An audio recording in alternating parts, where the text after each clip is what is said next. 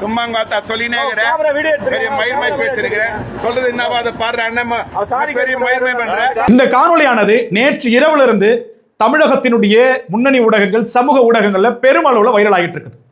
இந்த காணொலியில நீங்க பார்க்கக்கூடிய விடயம் என்ன அப்படின்னா, ஒருத்தர் தன்னுடைய இருசக்கர வாகனத்துல போயிருக்கிறார். அப்ப ஒரு 4 சக்கர வாகனத்துல இடிக்கவே கிடையாது.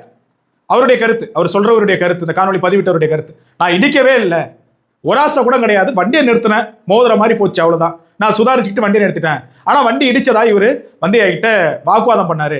வாக்குவாதம் பண்ணதோடு மட்டும் இல்லாம என்னுடைய அம்மாவை, என்னுடைய குடும்பத்தர்களை, அந்த வார்த்தைகளை நீங்க கேட்டிருப்பீங்க, ஆபாச வார்த்தைகளால அந்த பயில இந்த பயிலன்னு சொல்லிட்டு என்ன கேட்கிறாருன்னு சொல்லிட்டு பஞ்சாயத்துக்கு ஒருத்தர் வராரு. பெரிய மனுஷன், சேப்பாக்கம் சேக்குவாரா தொகுதியினுடைய பெரிய மனுஷன்.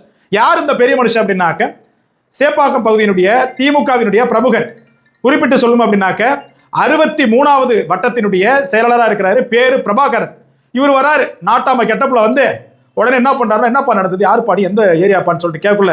சார் இந்த மாதிரி நடந்தது, நீங்களே பாருங்க, வண்டிக்கு ஏதாவது டேமேஜ் இருந்ததுனா கூட நான் சரி பண்ணி கொடுத்துட்றேன், ஆனா எதுவுமே இல்லாத இருக்கக்கூடிய சுச்சுவேஷன்ல என்ன திட்டுறாரு அப்படின்னு சொல்லக்குள்ள வந்தவன் என்னமோ பெரிய கொம்ப மாரி அவனும் சேர்ந்துக்கிட்டு அந்த பையில இந்த பையில ஓத்தா ஒம்மான்னு சொல்லிட்டு நான் அருவருக்கத்தக்க வார்த்தையில பேசுறான். இப்போ என்னங்க ஒரு கேள்வி எழுதுனா, திமுகவில் இருக்கிறவனுக்குலாம் என்ன கொம்பு முளைச்சிச்சு நினைச்சுக்கிறானுங்களா? எல்லாரும் சொல்லு, நல்லவர்கள் இருக்கிறார்கள், அதுலயும் வந்து மனித நேமிக்கவர்கள் இருக்கிறார்கள், இரக்கம் உடையவர்கள் இருக்கிறார்கள். ஆனா இந்த மாதிரி கேடு கட்டவனும் அதுல தான் இருக்கிறானுங்க. ஏன்னா இது நம்ம அவன் பேச தப்பு கிடையாது.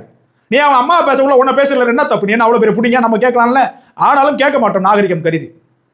இப்ப இதுல இன்னொரு அவ்வளவு விஷயம் என்ன தெரியுமா, அவர் 100க்கு போன் போட்டிருக்காரு அந்த பர்சன், அந்த நபர். காவல்துறை வந்து நம்ம வேடிக்கை பார்த்துட்டு நிக்குது.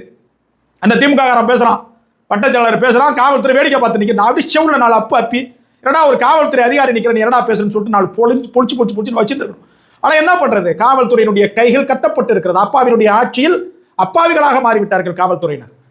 காவல்துறைக்கு ஒரு வேண்டுகோள் வைக்கிறது என்னன்னா, நீங்க இவன மாதிரி வந்து தேர்தலில் வாக்கு பெற்று நீங்க வந்து உட்கார்ந்துருக்கலங்க, உட்டலை வருத்தி உள்ளத்தை வருத்தி உங்களுடைய திறமையாலும் ஆற்றலாலும் அந்த டெஸ்ட், இந்த test, physical test, written test, இன்டர்வியூன்னு சொல்லிட்டு எல்லாத்துலையும் கடந்துக்கிட்டு வரீங்க.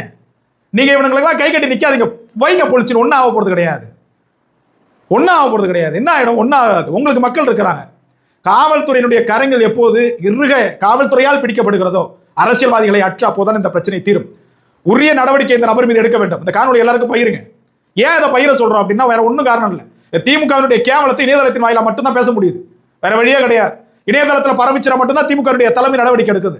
எனவே காவல்துறை இந்த நபர் மீது உரிய நடவடிக்கை எடுக்க வேண்டும். எவன் பிரச்சனை எந்த கட்சியான இருக்கட்டும், பாதிக்கப்பட்டவர்களின் பக்கம் காவல்துறை இருக்க வேண்டும்.